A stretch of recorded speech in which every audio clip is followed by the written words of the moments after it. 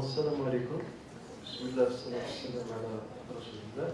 Je me présente, professeur Mohamed Kitouni, du laboratoire de génie microbiologique et application. Donc, l'intitulé de la conférence, donc, biotechnologie et biomolécules d'origine microbienne. Et comme vous le remarquez, donc, c'est un intitulé que moi-même j'ai annoncé, mais hein, sans connaître l'ampleur de l'intitulé, parce que si, à travers donc, notre expérience et à travers les petites recherches qu'on a fait, donc on verra que la majorité, sinon 99% des molécules bioactives a intérêt, donc a intérêt en général, intérêt dans la santé, intérêt dans l'agriculture, l'agroalimentaire, donc toute notre vie pratiquement sont d'origine microbienne. Donc c'est pour cela, donc, puisque l'intitulé, donc, le but de ces journées s'articule sur la biotechnologie et la bioinformatique, donc j'ai vu que c'est important donc, de donner une définition parmi les définitions qu'on donne à la biotechnologie. Et donc d'après l'OCDE, donc l'Organisation de coopération et de développement économique, donc la biotechnologie c'est juste l'application de la science et de la technologie aux organismes vivants et ou non vivants pour la production de savoir, biens et services. De cette définition, on peut sortir quelques mots. Donc la biotechnologie, ce n'est autre que la science du vivant, la biologie, combinée à d'autres techniques, d'autres sciences, notamment la biochimie, la microbiologie, et on arrive jusqu'à la bioinformatique, justement. Donc la bioinformatique, elle a une importance énorme dans le cadre de cette biotechnologie, parce qu'on verra tout à l'heure donc l'importance de cette bioinformatique dans le développement de la biotechnologie en général. Les biotechnologies donc sont classées, donc on peut distinguer 5 classes de biotechnologie et on les classe selon les couleurs. Donc nous avons par exemple la biotechnologie rouge, c'est la biotechnologie qui est appliquée à la santé, c'est-à-dire tout ce qui est molécules thérapeutiques, donc tout ce qui est diagnostic, tout ce qui a une relation avec la santé, donc on le classe dans la classe rouge ou bien les biotechnologies rouges. Nous avons aussi les biotechnologies bleues, donc comme leur nom l'indique, donc ça concerne beaucoup plus les écosystèmes marins, les écosystèmes aquatiques. Donc tout travail technologique donc, qui utilise une source marine, que ce soit un micro-organisme ou bien un organisme eucaryote ou bien un organisme supérieur, donc nous serons dans la biotechnologie bleue ou bien la biotechnologie marine. Nous avons la biotechnologie verte. La biotechnologie verte, donc c'est tous les travaux qui ont une relation avec l'agriculture, l'agroalimentaire, les OGM et tout ça. Nous avons aussi les biotechnologies jaunes, ça concerne l'environnement. Donc tout ce qui est pollution, tout ce qui est industrie qui produit des gaz à effet de serre, des polluants divers. Donc si on travaille pour arriver à une dépollution, pour éliminer cette dépollution, pour réduire cette dépollution, donc nous sommes en biotechnologie jaune. Et nous avons les biotechnologies blanches, ou bien biotechnologie industrielle, et là, c'est un petit peu particulier, parce que toutes les biotechnologies, c'est des biotechnologies industrielles. Mais ici, spécifiquement, ça spécifie les industries chimiques qui causent des pollutions, donc qui ne sont pas écologiques, donc qui ne sont pas amis à notre environnement. Donc tous les travaux qui peuvent remplacer ces industries chimiques, donc on les classe au niveau des biotechnologies blanches ou bien des biotechnologies industrielles. Comme je l'ai dit, donc même la biotechnologie rouge, si on fabrique par exemple un vaccin ou une molécule thérapeutique quelconque, on est dans le cadre de la biotechnologie industrielle. Donc c'est ça. Et justement, c'est les biotechnologies rouges qui ont reçu le plus d'aide, le plus grand investissement. Donc on a eu au niveau des biotechnologies rouges. Pourquoi? Parce que ça concerne la santé. Pratiquement, c'est très important parce qu'auparavant, on ne pensait pas à notre environnement, ni aux problèmes de pollution, ni les gaz à effet de serre, ni rien. Si on commence avec un petit historique, donc dans les années 1900, on va dire que tous les médicaments avaient la source végétale, c'est-à-dire c'est les plantes qui servaient de médicaments donc, pour traiter des maladies différentes. Mais à partir de 1928, justement, et la découverte de M. Fleming de la pénicilline, qui est un antibiotique produit par donc, la moisissure Penicillium notatum, là, il y a eu un retournement, c'est-à-dire on a eu un retournement du végétal vers le micro-organisme.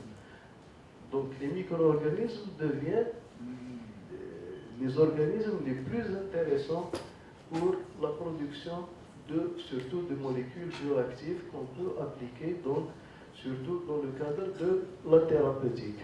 Donc les molécules d'origine microbienne ont diverses activités biologiques. Nous avons par exemple, on peut les utiliser comme antibiotiques, comme antifongiques, comme anticancéreux, immunosuppresseurs, etc. Donc, ils ont des applications diverses. Et lorsqu'on parle d'antibiotiques ou bien antifongiques, c'est la santé humaine, ou bien l'agriculture, ou bien l'agroalimentaire, tout ce que vous voulez. Donc, on peut utiliser ces molécules.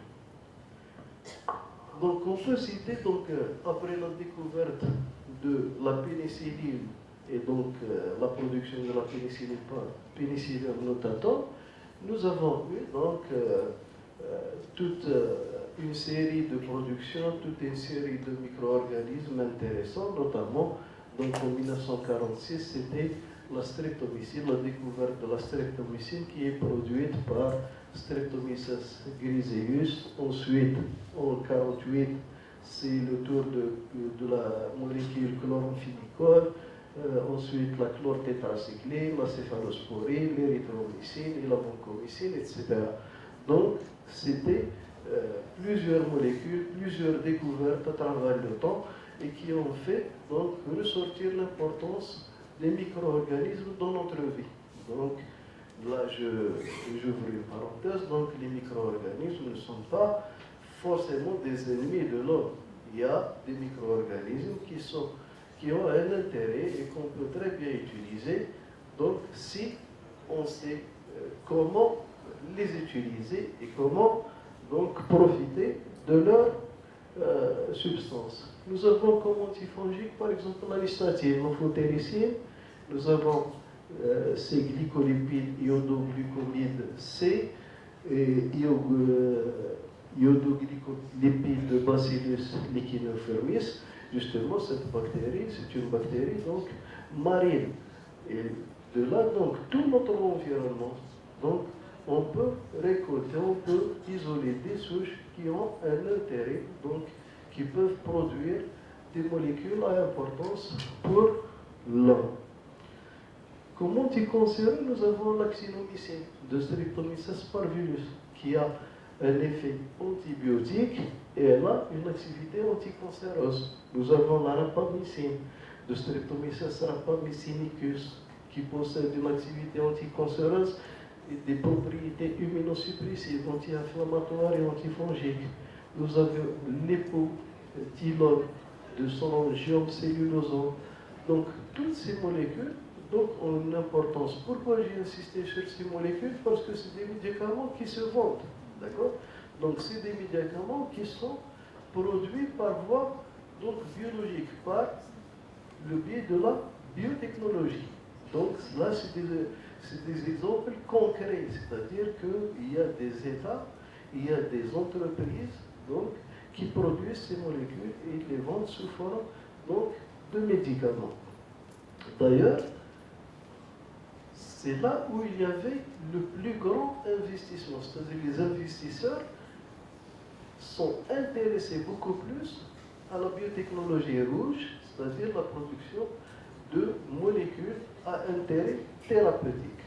Donc ici, nous remarquons parmi les 30 entreprises, vous verrez par exemple, il y a Samsung, il y a les différentes industries. Ce n'est pas uniquement les industries biotechnologiques ou bien pharmaceutiques.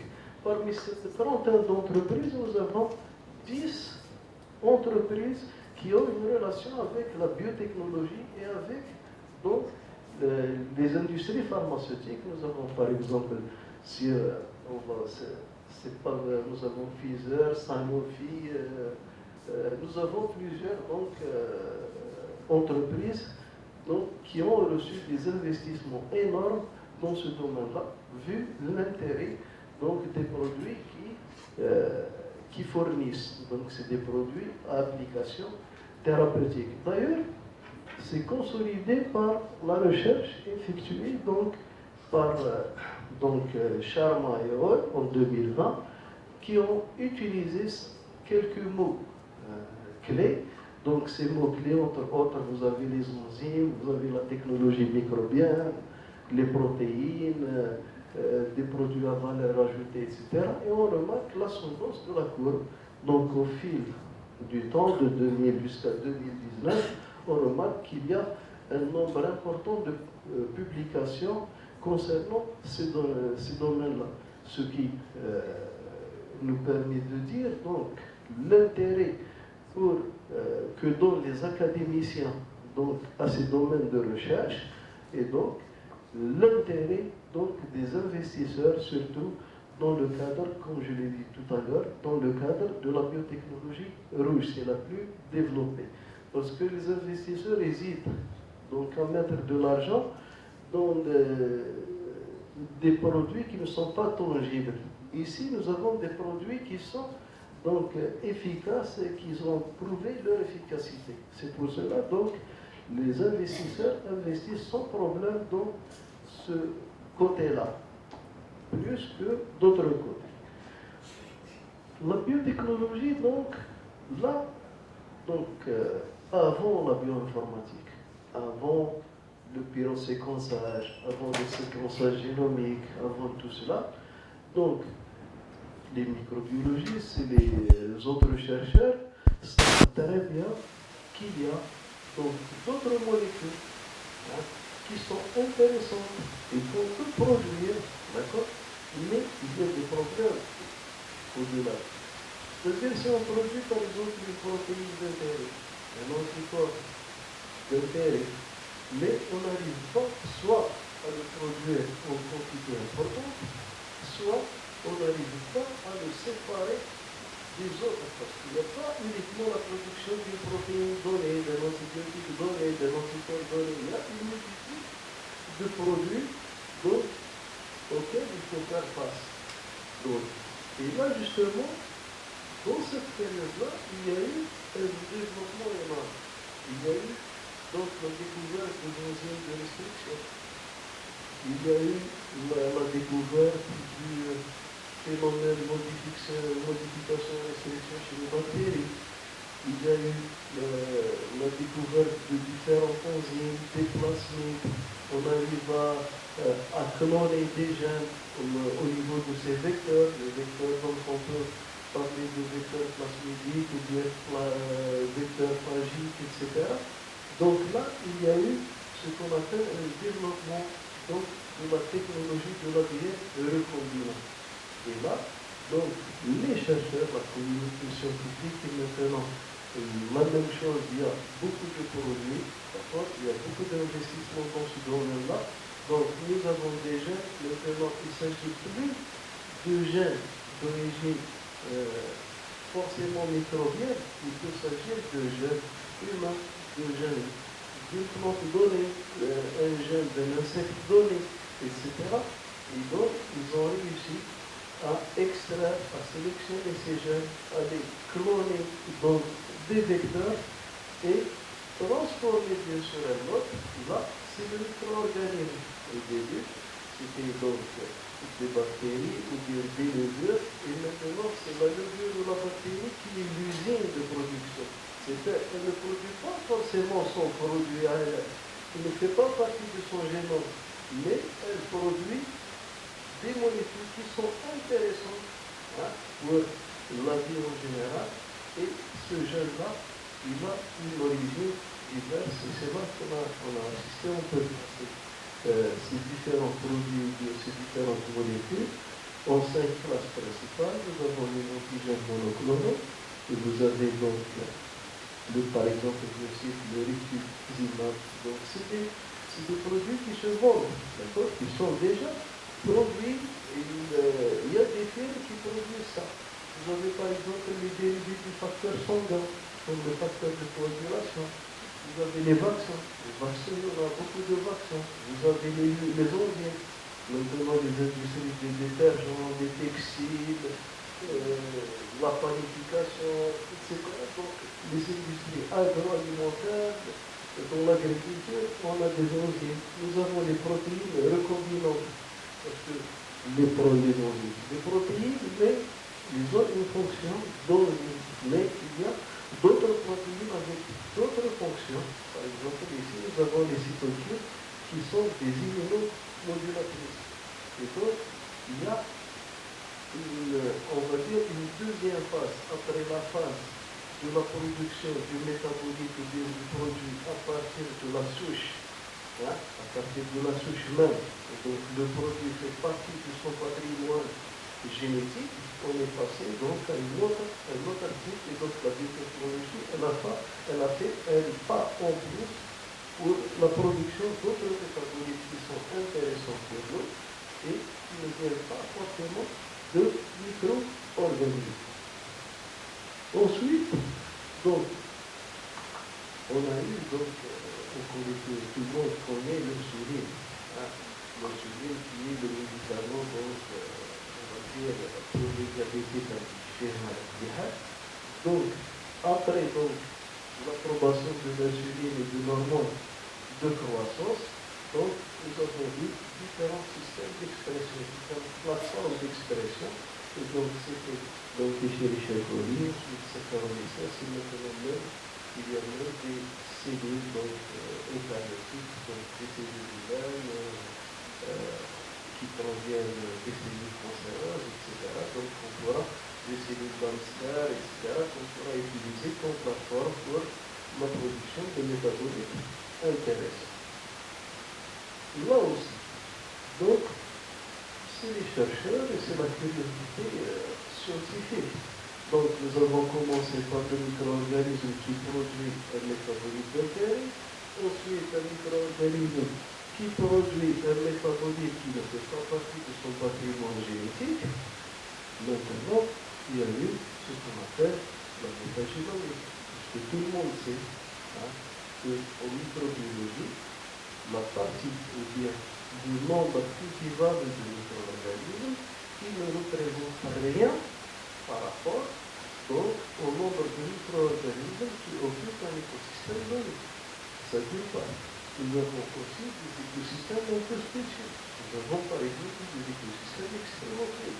C'est-à-dire des écosystèmes qui abritent des micro-organismes qui tolèrent des températures très élevées, des écosystèmes qui abritent des micro-organismes qui tolèrent des concentrations de sel élevées, etc.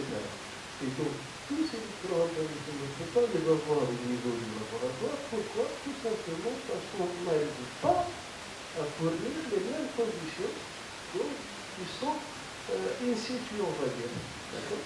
Donc, ici, vient le rôle de la métagénomique. Au lieu de travailler avec un seul micro-organisme, donc là, on extrait, donc on prend des échantillons de différents écosystèmes, on extrait la DNA génomique, donc de toute la population, c'est-à-dire qui vit au niveau de cet écosystème, on construit des banques d'ADN génomique, ensuite on passe à un séquençage aléatoire. Pourquoi un séquençage aléatoire?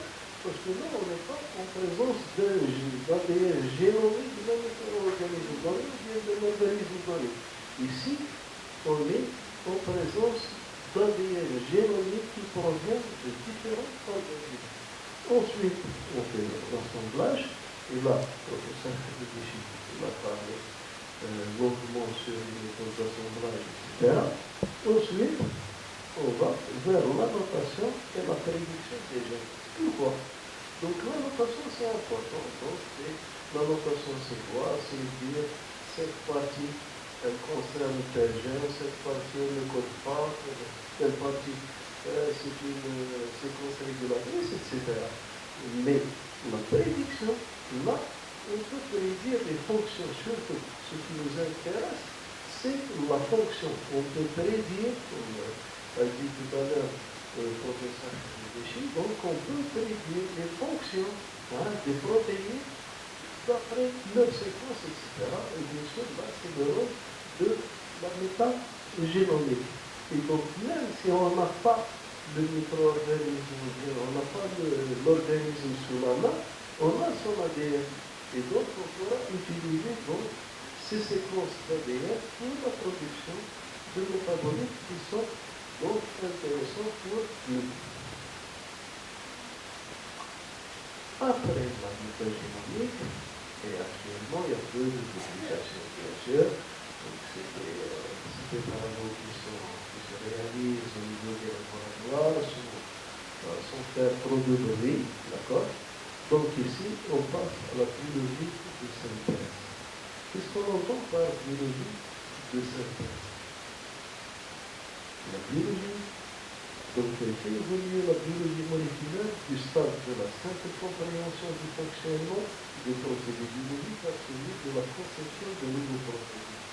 Autrement dit, donc, on passe de la lecture du code génétique vers l'écriture de du code génétique.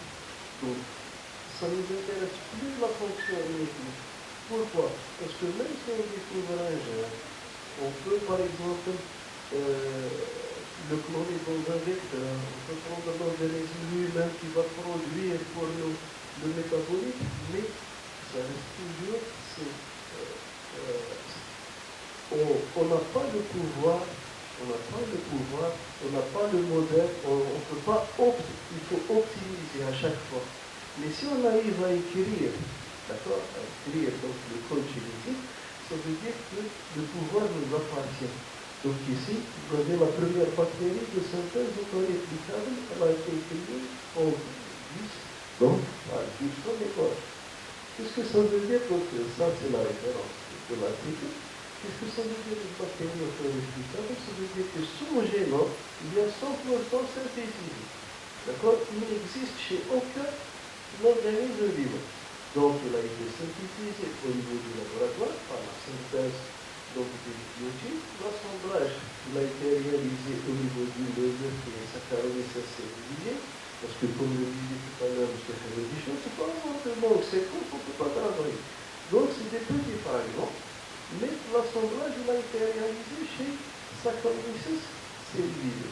Et donc, on est arrivé à créer on ne peut pas finir, mais on arrive à construire des bactéries qui sont auto-réplicables. Le meilleur exemple, donc c'est l'exemple de cet institut, le JGREC Contact Institute, qui veut produire, donc il veut combiner, il veut produire de l'hydrogène biologique. De l'hydrogène donc renouvelable. Donc cet hydrogène renouvelable, il veut combiner entre deux micro-organismes. Les deux micro-organismes, donc c'est des bactéries photosynthétiques et des cyanobactéries. Il veut créer, il veut construire à partir de ces deux micro-organismes, donc un génome capable, donc un autre micro-organisme qui est capable, qui a la capacité de produire de l'hydrogène en présence d'oxygène, et en l'utilisant donc comme matière première. D'accord? Donc c'est ça a quand même un bon temps de commencer. Je ne sais pas s'ils sont arrivés ou non donc, à des résultats, mais vous voyez, donc l'évolution donc, des biotechnologies en général. Donc, je terminerai donc, par la biologie de synthèse, qu'est-ce qu'elle a ouvert comme axe de recherche, elle a permis des entreprises de s'enrichir, etc. On commence par la synthèse d'ADN synthétique, on commence par les petites amorces, les sondes, d'accord? C'est de la synthèse d'oligonucléotides. Donc déjà ça se chiffre en milliards de dollars. Donc les entreprises, il n'y a pas 36 000 entreprises qui font ça. Il y a quelques entreprises, entre autres Sigma Life, Science, Terra, Oligofactory, etc. C'est ces entreprises, on va dire, qui ont le pouvoir de l'oligosynthèse, la synthèse d'oligonucléotides de petites séquences. Ensuite, nous avons d'autres entreprises qui se sont développées, par exemple Gévo, Astronaut, Proté, le développement de biocarburants de synthèse. Tout à l'heure, je vous ai dit, l'intitulé, c'est moi-même, lorsque je n'ai pas posé l'intitulé, parce que normalement, je ne dois pas me retrouver ici. Hein? Donc, j'ai proposé le thème comme ça à la dernière. Et donc, vous remarquez, ici, développement de biocarburants de synthèse, on n'a pas parlé de biocarburants de synthèse. Si on prend par exemple le Brésil, c'est le leader dans la production des bioéthanol. D'accord? Donc, des bioéthanol. Et maintenant, on parle de molécules plateformes, c'est-à-dire quelques molécules. On produit la molécule par voie biologique, ensuite cette molécule, on la transforme chimiquement, etc., pour produire des thermoplastiques, etc. Donc ce côté-là, ce volet-là, je ne vais pas aborder. Et donc on arrive en dernier, donc par exemple le BP, elle a un partenariat avec l'Université de Berkeley, prise de participation dans la synthèse génomique. Vous avez Cargill qui finance les recherches et développement biologique de synthèse, etc. Donc, les biotechnologies pour terminer, donc c'est un domaine qui a commencé petit à petit, d'accord? Mais maintenant, on ne sait pas où on va arriver. Donc, ça se développe, ça s'évolue en fonction des techniques et des développements surtout du matériel. Et ça demande surtout beaucoup de financement. Donc, merci pour votre attention.